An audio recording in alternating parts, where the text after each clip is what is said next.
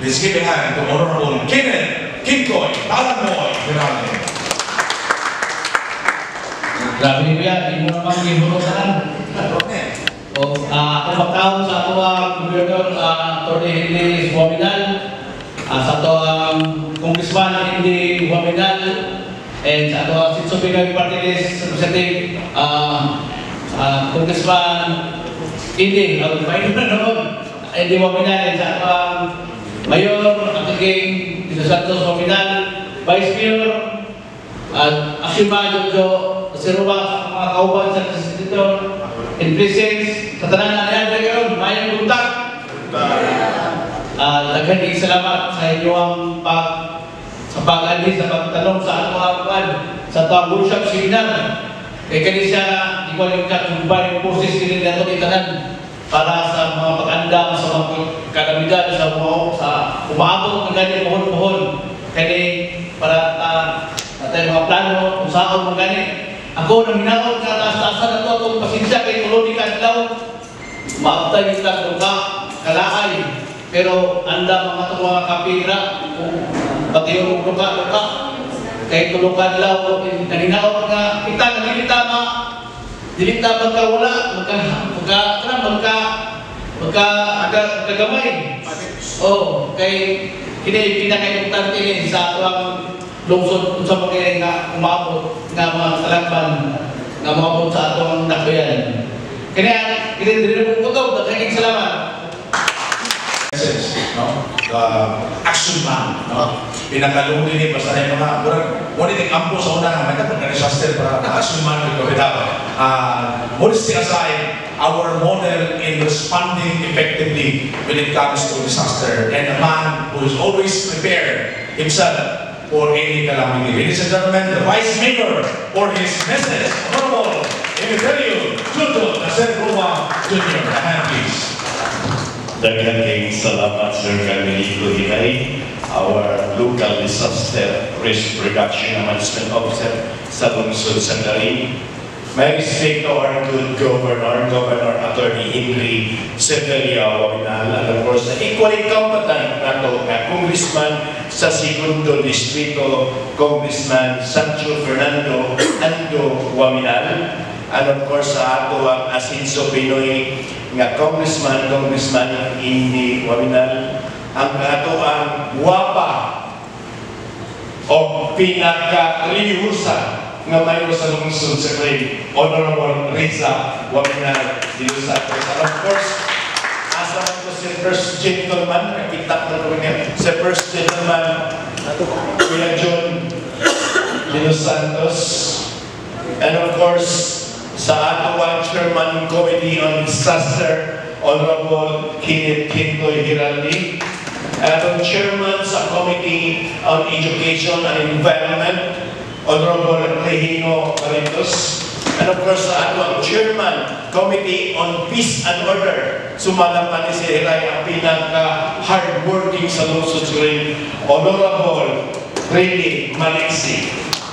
And also my respect to Colonel Danilo Tumanda nga mitugod gayon sa paghatag sa iyang assistant nga si Jinpol de Barras o kananda nga mo handle sa mga as our resource person for the training nga kining duha kauban si Marco Maiso nga wala kaning panahon sa ilang pamilya kay halos tanan mga NGO ila kining pag-aantuan na timing kining mao atong training karong adlaw sa maong reflection nato diri nga ato ang daily nga pagkabasa ko sa Biblia nga kinutlo kini gikan isang Lucas Emilio. Kini nagaingon, if the master of the house had known what time the thief would come, he would not have let his house be broken into. You must be ready, for the Son of Man will come at the hour you do not expect. Dili UBI ta malikayan. Kaya ang kining katalagman kuno, murang kuno siya kawakan. Kung nagkahibalo lang unta na ugma maglinog, ugma magbaha, di gudunta tamang lakaw, sumala pa sa giingon sa Biblia, karong adlaw. Na di ginato ma-expect kung kano sa ang katalagman. Ang katalagman sa lungsod sa Karing, duha lamang. Baha o landslide. Ang landslide, anaas naman. Pero karon tulo na. Ano na naibal? Linod. Kung dili na ready aning mga butana, kay dili ni nato siya makita. Di nato na siya mapusi. So ana kita karon diri para sa pag-prepare kung unsay na kong pagabuhaton. Usahay ako lang i-take for granted kini nga training, no. During sa kalendaryo, ana ato ang Mayora, December 22, year 2021, nga nakalas o tulo kakinabuhi ang lungsod Spring, gumikan sa Share 9. Kita naman na yun, magpataka lang ka o asa mo ngayon. We do not know what our duties and responsibility we have. So karon, ato ma-formulate, ato ma-update ang mga plans sa lungsod sa Karing. Kung kay senior mo yung nagdala sa Karing, siya may muatake dito sa baha. No. Naatay kanya-kanyang responsibilidad. Sama sa giingon ni Hiray, ni Carmelito Hiray, ganyan ni Sir Camilito Hiray. Dapat kinahanglan ang mga head office karon ana kayo. Tungod dili lang ipakuan ang representative, kundi dapat kay sila may makahatag og data unsaon nato panahon sa kalamidad.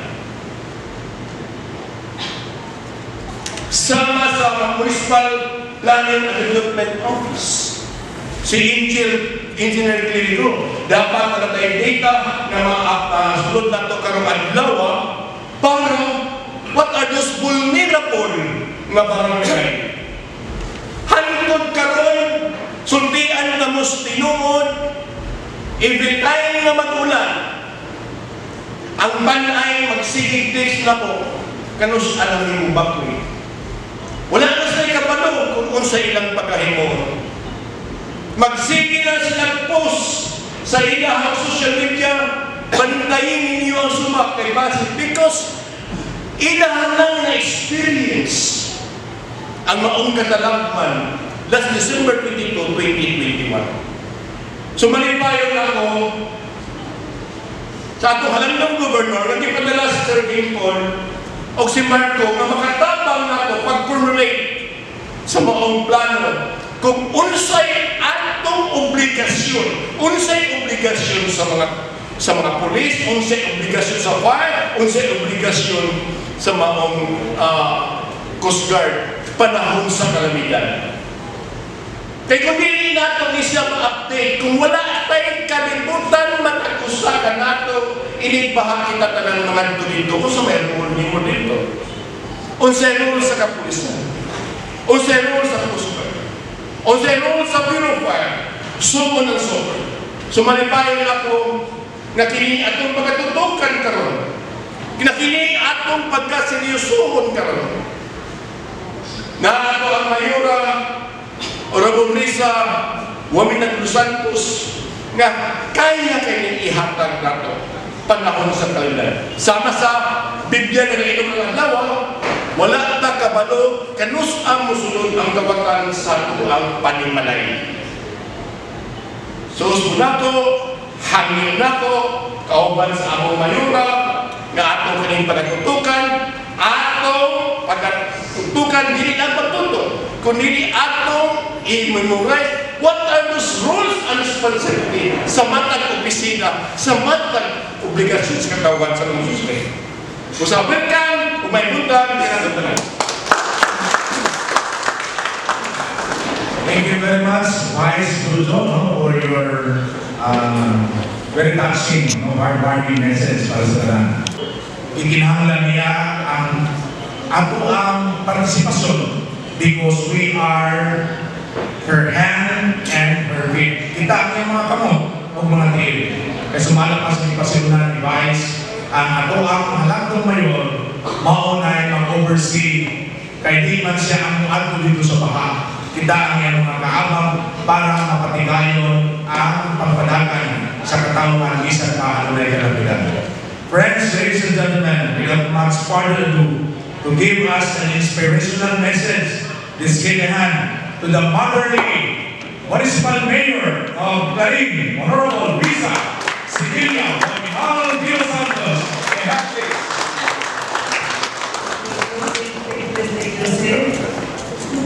Okay, so may respect to our hardworking governor, Attorney Desvino Waminal, and to our Asilan District Representative, Congressman Andrew Waminal, sa ato ang Pinoy, Asensyo Pinoy Congressman Andy Waminal Jr., o katong ginubilihan ni Vice Joe, kung naiinhan sa lungsod, nabuhay ang mga sa lungsod, no? Ang atong pinakagwapo, action man, no? Vice Mayor, Engineer Jojo, Engineer Jojo da Silva Jr. Ang mga SB members, atong manager sa disaster, si Honorable Talang Pintoy, atong manager sa education, si Honorable Rino Barrientos, atong manager sa peace and order, asa naman to? Si Honorable 3D Maliksi. Okay, sa ato ang duha ka resource person na niya karon diri nagikan din sa probinsya, si Sir Gilbert Libaras o si Sir Marco Junel Baiso. Inusap sa ato ang ever active na LDRM coordinator, Sir Lito Hiray. Inusap sa ato mga participants karon na diri, no, mo pinakakusgan din may padala, no, ang banane, no, mga department heads and staff, both local and national. Usap sa ato ang media partners. Kanatong na may bunta. Okay, so first and foremost, ako nagpapasalamat sa itong kagalaho. Nandiyan ka karoon diri, nagkakatigo, ginagawa ng panahon para makapahigayon na niya ito ang updating of local disaster risk reduction and management plan and formulation of disaster response plan workshop. Okay, so sa di pa kong padayon, no? Ako lang po pasalamat na niya karoon akong mga resource person. Kaya actually, I would just like to honor this co-person. Kaya nakalunod mo, Sir Marco, Sir Gilbol, sa unang pagpupuman sa eleksyon, kanisan naman mo na yung maestro ni Vice Queen Gutierrez. Napakala to, no? So, let's honor kay Sir, diba Sir? I-survive din yung estudyante, no? Kaya karoon, o mangyapon by school, mangyapon si Vice Queen, o karoon natin eh. So, salamat na sa inyong pagtuto. So, karoon, hindi kita mapalata na tayo ang ato mga resource speaker, mga pala sila, mga sila na pala mga termatikan ng mga magitan, magitan niya. So, you are in good hands, no? So, karoon matawa, by the way, ako mag-project ay ako magtuo ang balikutan ni Vice Joe, ako magtuo na ang mga participant na ito tagang barangay. So, Tripuran, Bisaya. Makasabot ako ng Bisaya? Makasabot ko na yung no? So, karoon matawa, ang ay ka magpasalamat, ang ay ka magkipay. Kaya kanina itong himo karoon na workshop, hindi ka niya siya ordinaryo, no? Tungkol kaya hindi, usap hindi ka importante o dapat makakusga sa kalikuan sa ato ang komunidad. Sa atong pagtigong karoon rin kadawa, i-update na ito ang atong local disaster reduction management plan o paghimo o disaster response plan. Naano man natin ang plan, ato na rin siyang update. Kaya nanatay lang mga updates ko kay just 2 weeks ago, isa dito sa Zamboanga City, nagkaka-update. So, kinanglan nga itong i-share karon. Kaya di ba yung natin plano? Ato lahat update ang ato ang plano. Katong naman, nakaling ato himo karon, andang kalipagluwas sa kinabuhi. So, mana ato himo ni Vice Joe kaniha, na kung andang ta, just like atong sa kuan, kanina hitabo, mabakulang hitabo na ito, no? O ato na ito lamang. Kaya kung itong panahon na, andang itong limos affected, siguro ma-minimize ato ang casualties, no? So, kanina talaga, may maroon na ta, whether natural or man-made or kanina sa tao, hindi siya magpaabot, no? So, katong linog, example katong linog, kung ito, nakaandang ko itong mga limamingos sa undaang casualties. Kung sa natin example na itong man-made o kaning hindi mo sa tao ng katalagman, example, man-made ng katalagman, o sunog, kana kung wala sa katong ato siguro pagdanhang ko siguro itong panimalay, no? Kani pong gubat, diba? Kani gubat, man-made kanina, kani pong baha, ito o kani baha? Kadang man-made? Dahil ba ang exercise na mali mo ni man-made tungkol kay kung wala ka na kainin, wala ka na mutot-mutot sa itong mga kahoy, mga na kayo bubong na para kung sa itong tubig, para dili mabaha. So, talaga itong mga ikali na exercise, dili mag-abot. Hindi tayo dili siya na mo abot, no? Musunod dili kalit, musunod sa itong sistema o pag-iusa. Kapag kinaagyan ng pag-anda, karon, may plano o pag-iusa, sama na naghihipog karon, no? Mo kung mabago o kaluyamon na ito sa puso. So, kinilong siya, hindi ka ni tahas or tas. Usa kini ka saad or commitment na ato mo pabalitan, padalitan ang mata kinabuhi, mata panimalay, o mata komunidad. So, ang mata ko sa kanila kaya ko malaki yung mga kebalo. Kaya mga kasadatian o kasi-kasing, pero ato ni lumagan karong adlaw o karon nga 3 days na ito na sesyon. So, ang hipusa kita, ang hipog gano, hindi lang para magtubag sa katalakman, kundi para maminos, no? Maminos at nalaot na sa dilig pakinig mahitabo. So, ako tinatubamon na may paglaong o kaisog na atong gibuhat karon mahimong iya o panalig o panahon sa oras sa krisis. Mahimong yung iso, kaya ang ato mismo ang facilitator usapan ka maiso, no?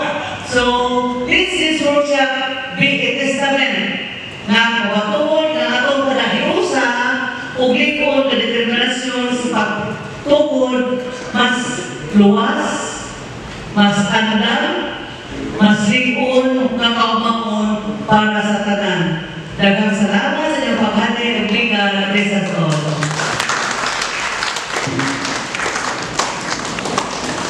Thank you very much, Ate Ging, our Ate Ging ng Bayan, Honorable Risa Sibilia Wamina de los Santos, ito siya pagkakausap.